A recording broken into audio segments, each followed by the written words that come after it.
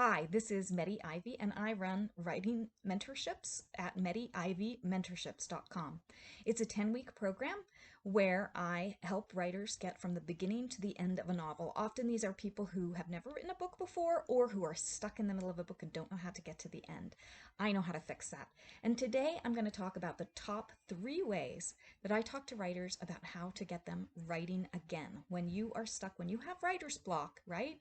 I know how to do this. I was one of those people who once believed that writer's block doesn't exist. And then I found out the hard way how important it is to be able to get through writer's block because it's going to happen to you. If it hasn't happened to you yet, if you're listening to this video, it probably has. And that's why you're listening to it. Okay, so the top 3 ways to get writing again. Number one, um, it's small goals. Sometimes I say it's just 100 words. So instead of waking up in the morning and thinking about your writing and thinking, oh, I can't possibly write a whole book, right? Your brain is going to shut down when it's thinking about an entire book, that I have to write an entire book. It's impossible for your brain to get wrapped around that on a daily basis. And the reality is, you're not writing an entire book every day. You might be writing a scene, right? But even smaller than that, 100 words. This is one of the tricks that I use from my running career, where I say to myself, when I get into a really long run, and I'm talking like ultra marathons or Ironman competitions, I let go of everything else. I stop thinking about how many miles I have left to go, and I just think, can I do 100 more steps? And my brain doesn't shut down because it's such a giant um, number of miles that I have left. Instead, I'm just like, okay, 100 steps. And then at the end of the 100 steps, I say, can I do 100 more? That's what I think that you need to do as a writer to get yourself writing again. You say, I can write 100 words. I'm going to write 100 words. Or if you're working on a revision, you can say, I'm going to read one paragraph. Just one paragraph and think about it. I'm going to read one paragraph and write myself one note about it. All right, just small goals, 100 words. You can write 100 words a day, and you will probably have close to a novel by the end of a year. And here's my guess. Once you write 100 words, I betcha a lot of the time you'll say to yourself, I can write 100 more.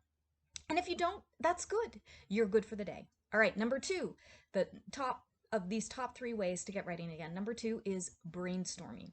So if you are stuck in the middle of something and you don't know where to go next, may I just suggest, I know this sounds like it's a super simple thing, and of course your novel is more complicated than this, but it is my number one tool when I am in the middle of a book and I can't figure out what happens next. I do brainstorming, and I do a list of 10 things that could happen next. And then here's the key. Maybe this is the key that will help you get through it. All right?